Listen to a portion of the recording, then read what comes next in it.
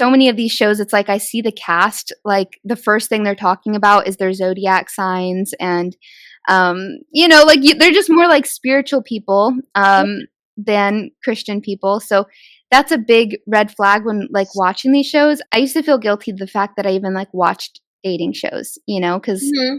it can be more worldly. But I feel like when you do have like a clear understanding of God and how He says relationships should be, and you have good discernment, um, that these shows won't change your mind, but it's almost like an ethnography, like observing and studying people and the way that the world does Yeah. things, and why they're so wrong and so off.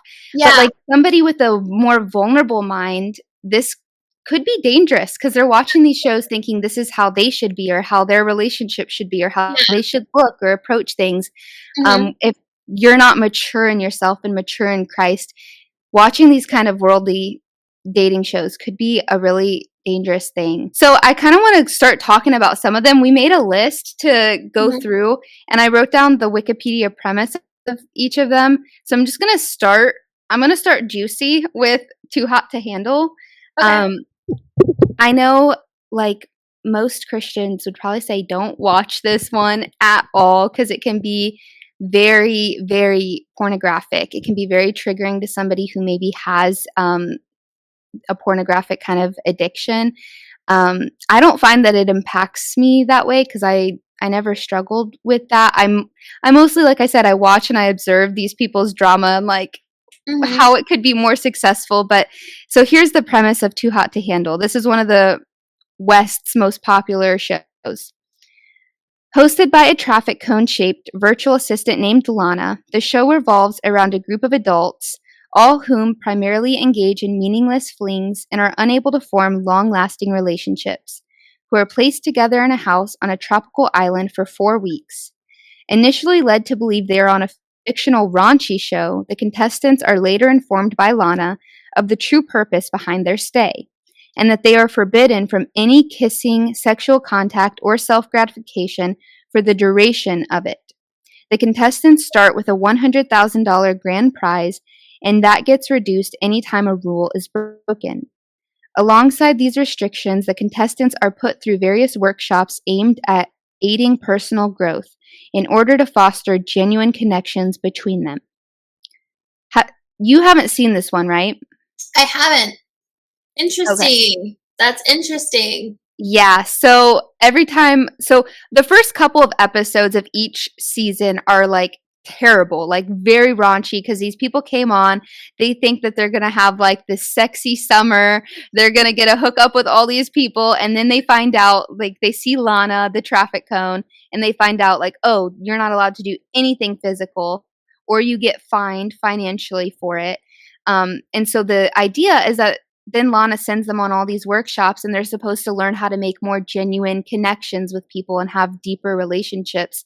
However, what I've observed from this show is the workshops are so new agey. Like every coach that comes in, they're leading them on some kind of like inner self meditative, just like that occulty, like very trendy kind of new age workshop.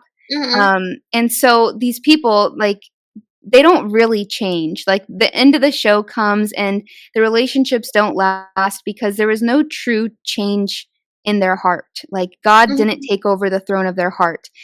So it's like these worldly, lust driven people. And then they get into these maybe some new age philosophies, but then no true change happens in these people's lives. Mhm. So that's kind of the premise of that show, but we don't have to go into it too much since you haven't seen that one. I love that you were talking about observing human behavior because I am the exact same way. Sometimes I will watch things or listen to things not because I want to have any sort of like judgmental attitude or anything like that, but I just am curious to like observe Yeah. like human behavior and to make note of like what is fruitful and what is not fruitful, and it just Yes. helps me to like organize information so I know like what to avoid or what do I like or what do I appreciate. Or So what are people doing out there? What is like hurting the kids? yeah, exactly. Like It totally is, like, more than anything for me now, and I like how you mentioned, like, maturity is so important because it so is. Like, in the past, I totally could have watched that and been so easily influenced, but now Yeah. that I have, like, a sense of, like, self and I'm like, I know who I am, I know who God called me to be, like, and my identity is pretty, like, solid in that, I am able to watch stuff and not let it, like, stick to me, and I like Right. how you mentioned how when you watch it, it makes you appreciate your husband, like, that much more. That is so real, girl. Like, watching that stuff, I'm like, "Wow, I can never complain about what Yeah. God has blessed me with because this is, like, what's out there, and people don't even realize that the bar is so low." Oh my I used to god. be just like that too, which we can talk about a little bit later if you want, but, the bar is so low, and then people don't even realize, like, there's actually human beings that exist in this world Yeah. that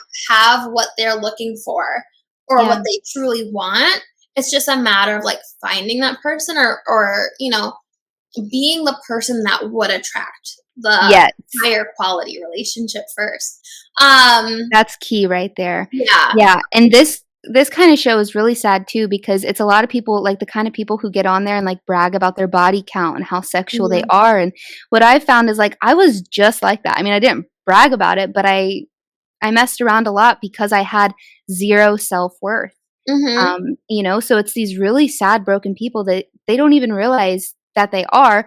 And I Mhm. kind of went through that same trajectory of like being that party person who did all that and then realized how broken and messed up I was. And like Mhm. that's the reason I was doing all of that.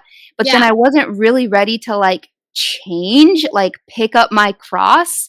So Yeah. that's why like the new age workshops are more easily acceptable by people like that because it doesn't require like this true like drastic Yeah. change in like dying to yourself.